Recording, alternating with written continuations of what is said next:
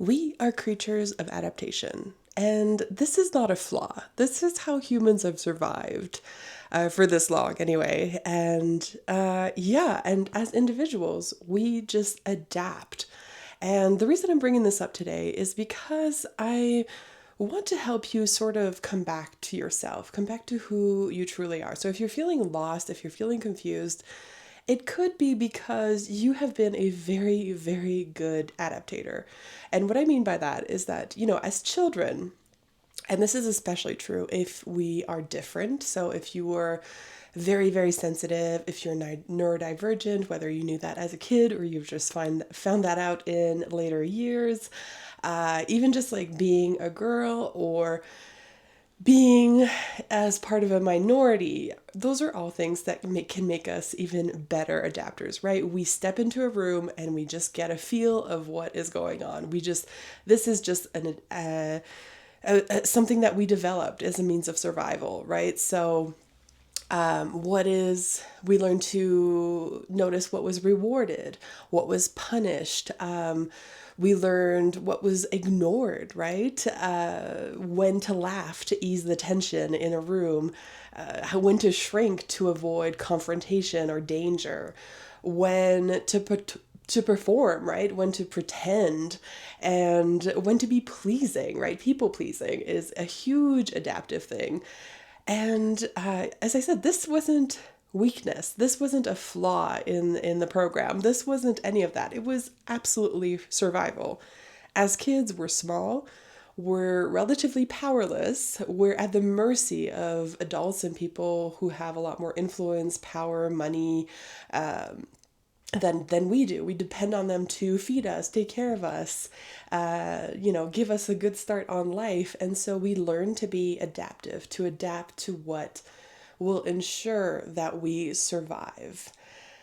However, the things that kept us safe as children may be causing us to drown or feel like we're being completely suffocated as adults because we are still operating from those old beliefs, from those old adaptations, which, did serve us when we were younger and may have served us still sort of in our young adulthood or late teenage years, young adulthood. But there comes a point when we start noticing that our life is not really going well. And I don't mean that in the sense that necessarily we're in a bad situation, more that internally it doesn't feel like things are aligning properly, right? And this can sometimes come as symptoms.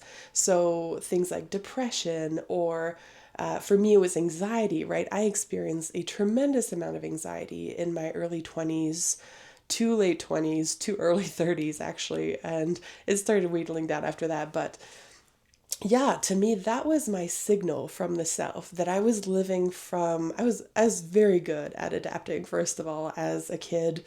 I was the good kid, the golden child, the one who got, decent grades, who didn't ask for homework help, who didn't go through a teenage rebellion, stuff like that. So I was very, very good at adapting. And yeah, that kept going in my adulthood because I thought, well, it worked so well, in my childhood, why not keep this going? Until I began hitting walls. And like I said, for me, these walls were in the form of anxiety. So something inside of me was rising up in protest to say, what are you doing? Why are you doing this to yourself? Why are you living this way? Sure, it was useful at some point, but now you're an adult. Now you get to make different decisions, different choices. You get to, have a lot more control over your life. Now you have some influence. You are a bigger, smarter, more influential person in your life. Like you get to make different choices. But that's not super obvious, or at least it wasn't to me. And so for anybody kind of experiencing these uncomfortable times, this one's for you. I really think that there are some questions that we can start asking ourselves and some things we can begin to notice that can greatly improve our lives on the long run because sort of these things, these lessons, these symptoms that keep popping up for us are in fact trying to help us. And this is something that I started believing at some point in my life, that sort of every event, even if you're like while you're in them, you're experiencing them, they feel very uncomfortable, very unpleasant. It feels like some form of suffering, right? It feels bad. In the end, what it might be trying to show you is a way back to yourself, right? Like, where are you compromising? Where are you giving up parts of yourself? Where are you making yourself small? Where are you being adaptive, basically, instead of being yourself? And as I said, I was a very good adaptive person. Like, I don't know if, like, I think it was a mix of things. Like, I was all of those things that I mentioned, other than minority maybe, but I was very, very sensitive as a child. I have figured out in my older adult life that I'm also neurodivergent. And, I was also a girl. And I think by default, by being a girl, there are certain things that we learn to do because the world is just slightly less safe for women. And I say slightly, but there's a big sort of weight there for women, that we are just the weaker sex in most cases, right? Like, we are just not as physically strong. And I think adaptive mentality wise, we we have like sort of learned to make ourselves smaller, like I said, to laugh in uncomfortable situations. Like, I can't tell you how many times I've been around men, and especially kind of like threatening presences, and just really adapting to the situation and laughing at jokes that I don't think are funny, and just smiling and being very, very pleasant, sort of thing. And I know this is an experience that like most women have. Anyway, so that's being adaptive, right? And the thing is, what happens essentially is these adaptive practices, these things that we've put in place as children to survive, to fit into the mold, are things that end up hurting us in the long run. Because, like I said, we are not those vulnerable children anymore. So, and there is a part of us that I believe, like, I think we do come into the world in a particular shape, right? Like, we have a shape, and it is not anything that fits into any societal box neatly. Like, right, there's circle boxes, or I mean, no, there isn't, but like, let's just pretend, right? Like, there's that shape that you can fit into, that mold, I should say, maybe more. The mold of being a circle person, the mold of being a square person, the mold of being a rectangular person, right? And this can be different roles that we have to take on. Like, at work, you have to be the employee, so that's like a particular box or mold that you have to conform to and shape yourself into. But we're not born as any of these things. We're born as our own individual little squiggle. We're just like this random little shape, and that's our whole self. But then, as life goes on, we either we try to squish parts of ourselves, we try to fit, we squish ourselves into these really uncomfortable roles and adaptations. And we start thinking that we are those shapes, that we are those molds, that is us. And and that might work for a little bit, right? You might be able to pretend to get those promotions at work and find your way in the world, and everything seems like it's going great. But I think deep down, there's always this part of us that's going to try to bring us back to who we are. That's going to try to get us back to our original squiggly shape, because that is our true shape, our true self. And, if you think of humanity as this big puzzle, for example, and puzzles, there's each puzzle piece fits only in one particular spot and has a particular shape. And so if you don't learn to embody that shape and become that self again, and sort of let go of these adaptive molds that you've squished yourself into, and thinking that is you, it's almost like you're depriving humanity of the complete puzzle. Not that I'm saying that everybody else is going to do it perfectly and you'll be the one standing out, but I think the puzzle of humanity becomes so much more beautiful when everybody just returns to their original, like, I guess this is really idealistic, but if everybody could return to their original shape and fit in the puzzle, we could see a better picture and a much more complete sort of puzzle of humanity, so to speak. So yeah, I think, like I said, that there are going to be lessons and times in your life that are going to come up, sometimes multiple times, right? Like there are some lessons in my life that I've had to learn over and over and over again through different people, through different messengers, through different experiences, through different disappointments. And yeah, these issues have just come up over and over again, trying to show me something, right? Like try to show me how out of alignment I was. And that's what I mean by everything is kind of trying to teach you the lesson and a lesson. And I think the lesson is to learn to return to yourself little by little. And this is not something that obviously happens overnight. The moment you realize you're wearing a mask, you're like, oh, well, I'm just going to put that down and just be my full self now. Like, no, that is not how it works.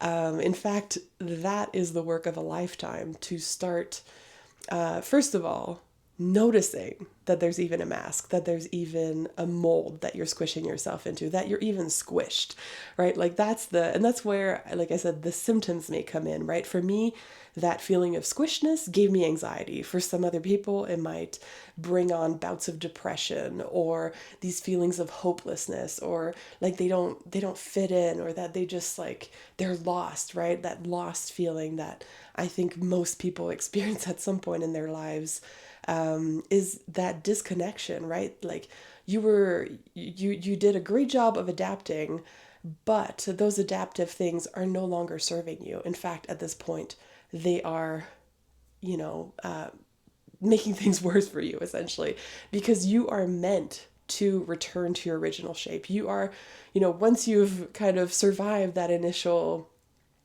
period of your life in childhood, I think our task is to slowly return to that true self and to be that true self. And I'm sure you can think of examples, whether it's celebrities or historical figures, where you can see how these people didn't fit the mold. They made a place for themselves in a shape that was a lot more them. And, because of that, they had tremendous influence on the world. And I'm not saying that that is the point at all, right? You can live a very modest existence and still be fully, or like mostly fully yourself. Like I said, it's the work of a lifetime. So you don't just decide one day, well, I'm going to be fully myself, because you have to rediscover who that was. And we were closest to that, I think, as children, like, and I'm thinking younger years before all those adaptive things, before we started being all of those things.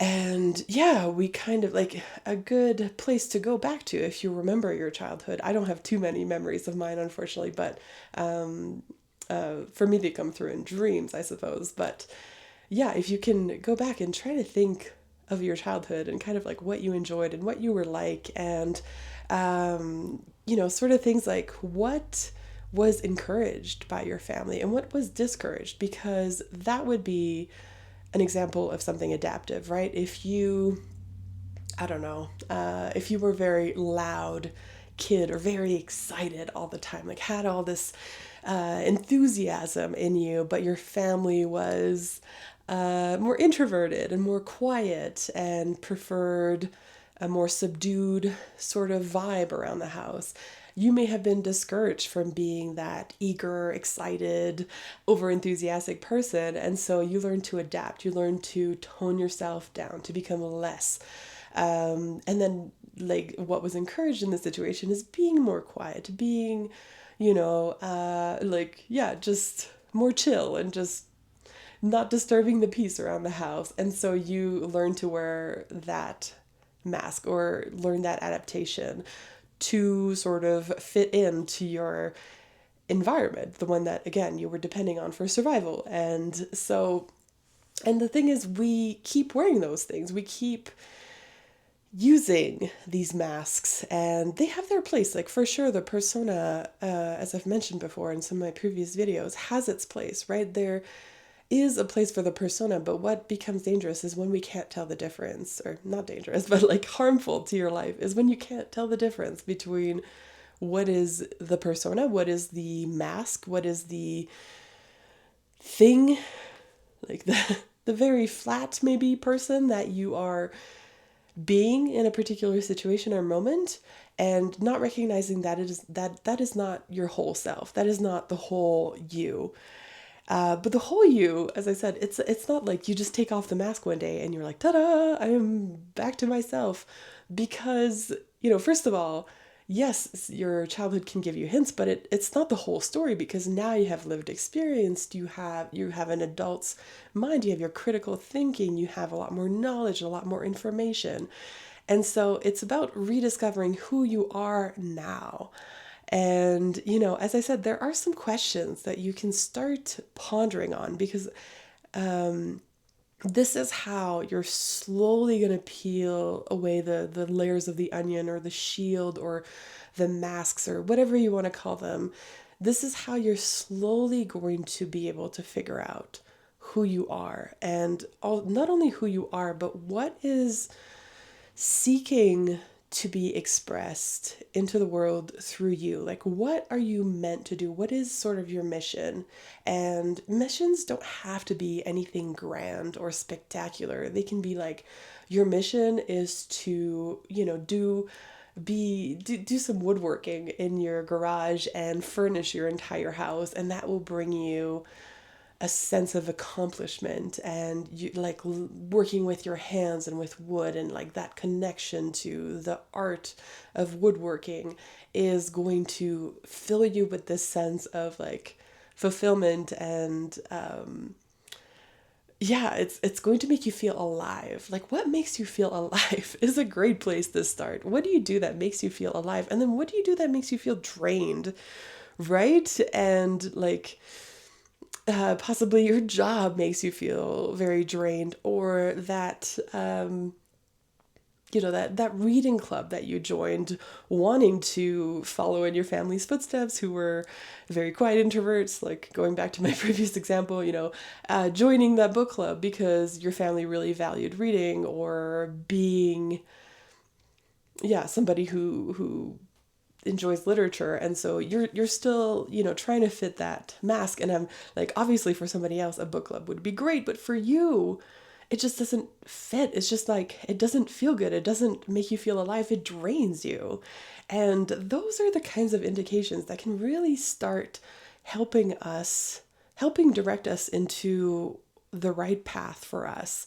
And it's really, I've said this before, but it's not a one size fits all. Everyone has sort of their custom path, and if you try to follow someone else's, eventually you're going to start running into certain obstacles, trying to reroute you, trying to get you back to the track. And like, something inside of you, like I said, is going to do whatever it can when it can to get you back into alignment. Like, that is just the way nature works, I guess. Like, imagine a tree, right? If a tree is growing and something blocks its path from going up, it's going to try to find a way around the obstacle, and then it's going to keep trying to grow up, because its leaves need the sun and need sunlight to live. Like, that's what it like, not what it's there for, but like, that is its path, right? Like, going up anyway.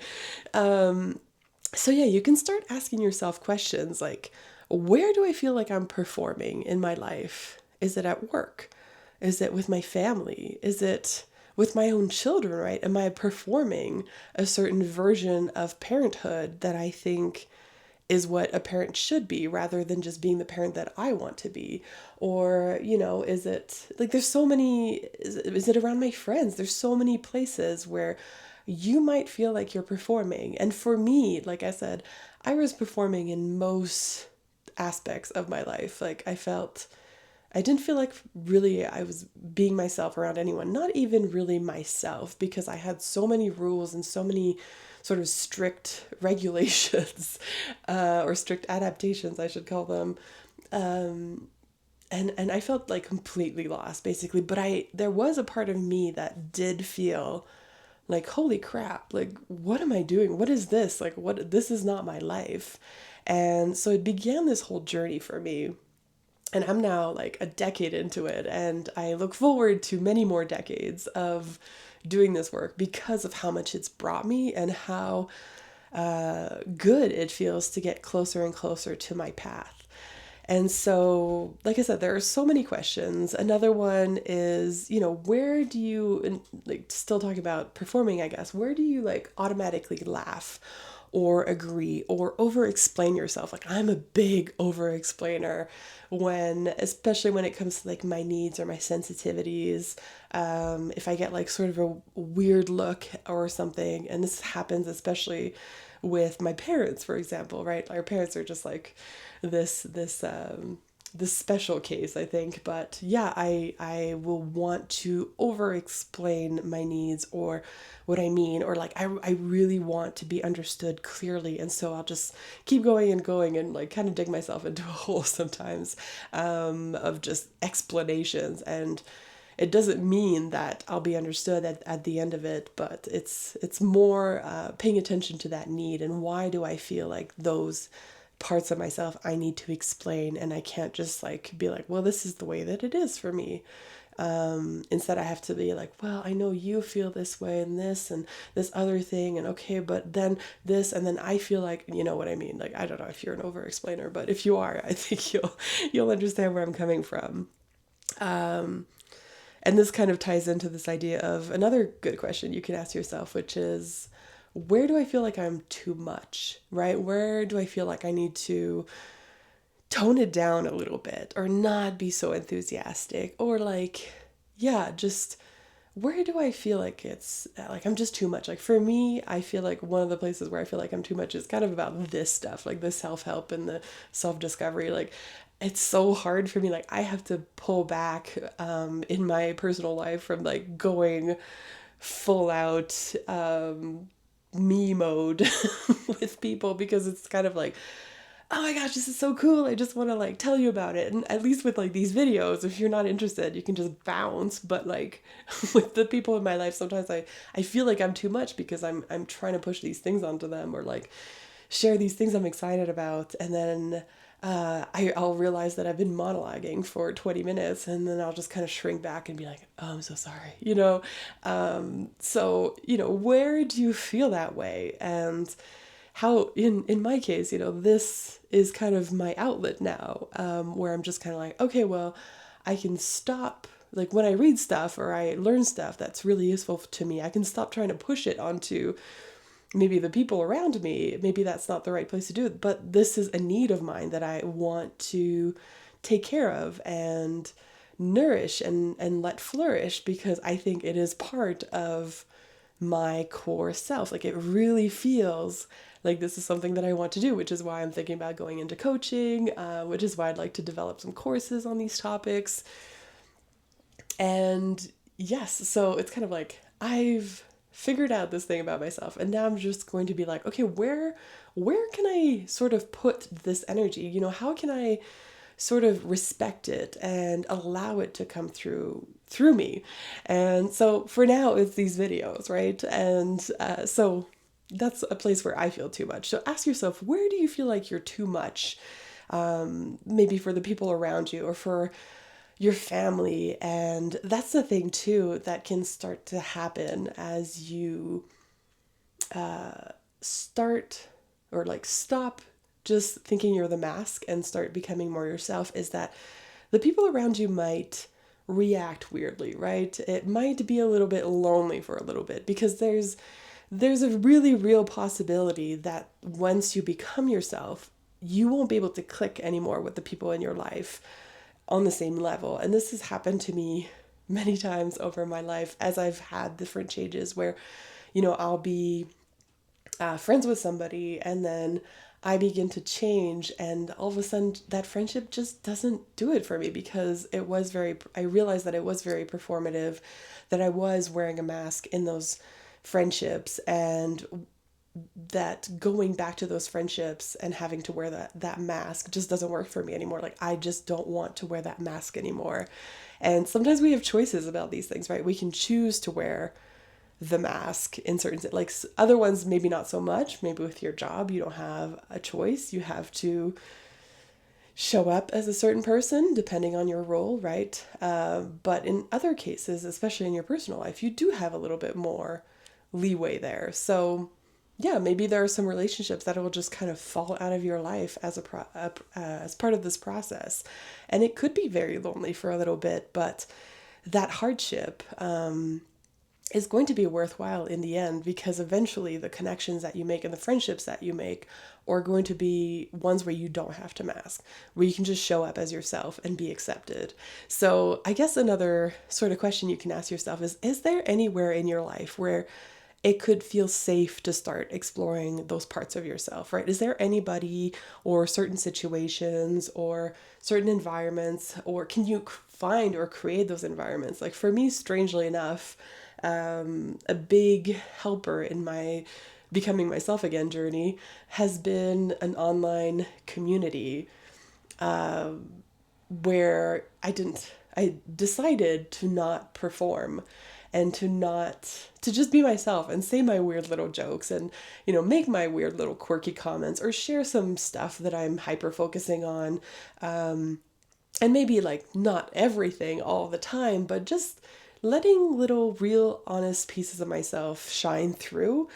And over time, realizing that I'm not being rejected. Like, yes, some people are more drawn to me, some people less, but I can still be part of this community and find sort of my place in it, being myself. And that has felt like that was a very safe step for me, because, worst case, I just shut down my computer and I never log on again, right? Like, I mean, this is extreme, but there was kind of like a safe way to escape. So maybe for you, if you want to practice, it's joining this club in the town next over to yours or something, where if you really need to, if you have this sense of panic, or you've gone too far for the level of comfort you're at, or whatever it is. I'm not saying that you should run away or anything like that, but for me it brought me comfort knowing that I could just, like, I guess, step away. Though it never even got close to that. Like, I never felt that need of just like, oh my gosh, I need to eject from this situation, because I think that there's something really sort of magical that happens when, as I said, you become more yourself, is that you start connecting with the right people rather than people that just don't fit you. So yeah, like, is there anywhere like that you could potentially go and be more yourself and learn how to navigate that, and how that's received, right, in a safe environment? And like, I would not suggest, for example, your family, possibly your friends if you can.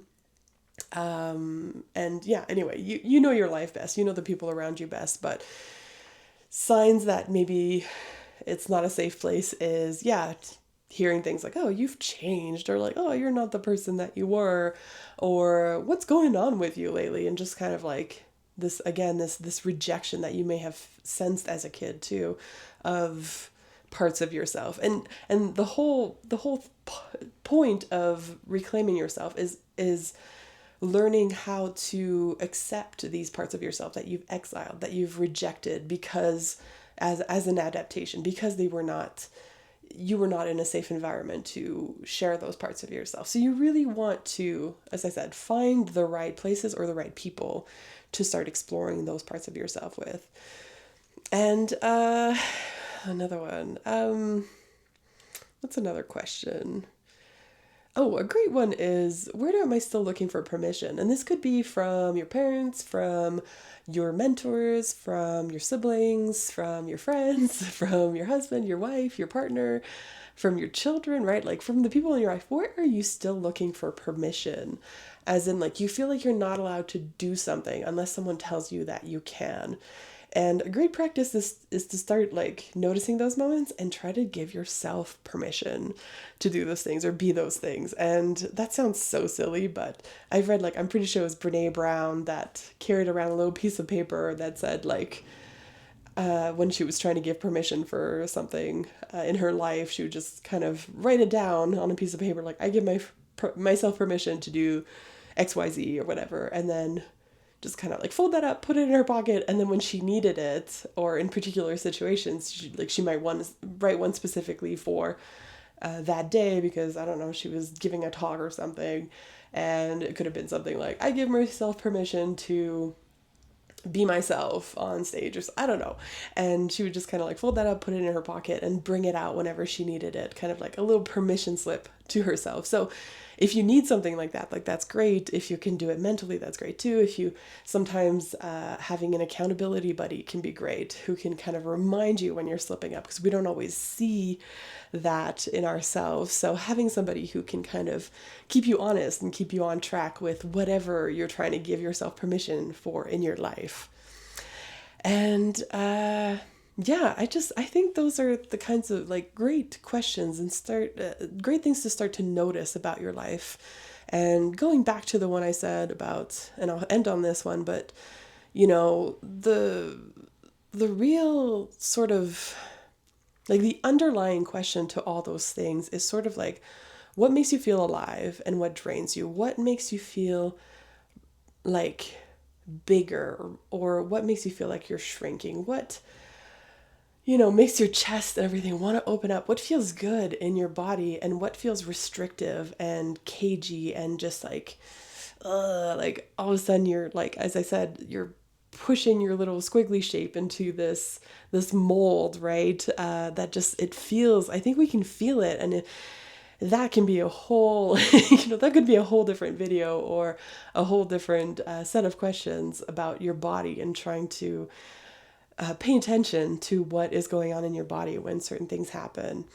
And so, yeah, those are just some starting points. Obviously, there are so many more questions that you could ask yourself, but I think by just starting to notice, like, that is a great place to begin to reconnect with your true self. And it's going to guide you, right? If you listen in, it's going to guide you through your life experiences, through your reactions to things. I love this book by Michael Brown, where he basically guides you through this 10-week program, where the main point of it is to start noticing the messengers in your life. And by messengers, he means anything that makes you react, and anything that you feel like very like, oh, like something happens inside of you where you seize up, or you have this intense feeling or whatever, and noticing these reactions and not blaming the messenger, right?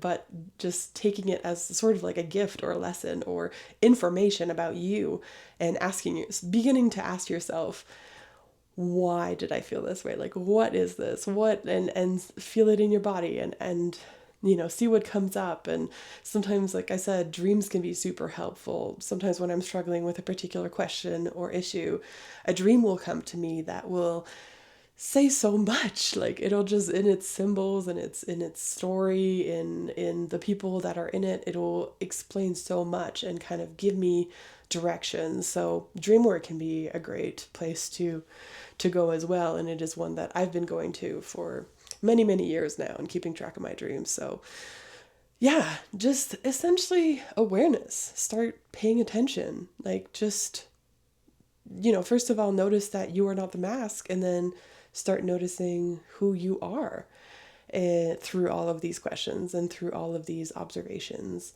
And I guarantee you that the work is worth it, right? It might seem like it would be easier to just stuff it down and ignore it, but it's not, because it's going to come up over and over again.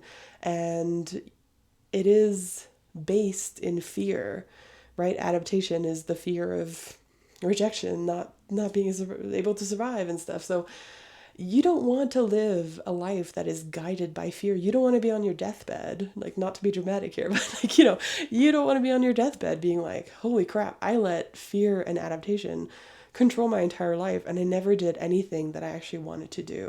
And I never fully participated in my own existence. My one chance in this body, in this incarnation, to experience the life that I was meant to live, I never gave myself that chance. And like, yeah, like nobody wants that, right?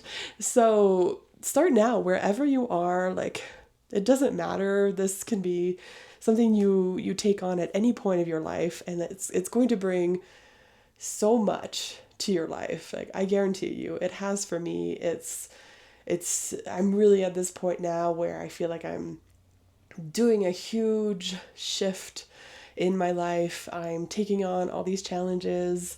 I'm trying all these new things because I've had nearly a decade now of asking myself these questions slowly. And I didn't have this clear of a path, I suppose. Like, I didn't have all these questions at the beginning to help me along. And so the process was maybe a little bit slower, but nevertheless, it's gotten me to this point. So, and yeah, I just see nothing but like greatness ahead of me in a sense. Like, and I don't mean I'll never suffer again or I'll never encounter hardship or anything like that. That's not what I'm saying at all, because as I said, this is a process of a lifetime. So of course along the way I'll receive more lessons. I'll receive more heartache. I'll receive more suffering, whatever you want to call it, right? But it will all be to guide me towards something a lot more true, a lot more authentic, a lot more me. And that is like what else? What else could be greater than that in your life? What other mission could be this fascinating and wonderful? So, I'll end it here, but hopefully this inspired you to start looking at your own life if you haven't already. And if you're well on your way, then just know that, I'm a companion with you on this path, and I'm happy to walk along side of you on our own individual paths and see where they lead us, right? Like, how wonderful that we get to discover this together, and also apart and also together, right? Yeah, it's just great. Anyway, I'll end it here, like I said, but as always, feel free to follow, like, whatever things, social media stuff, and I'll see you next time. Bye.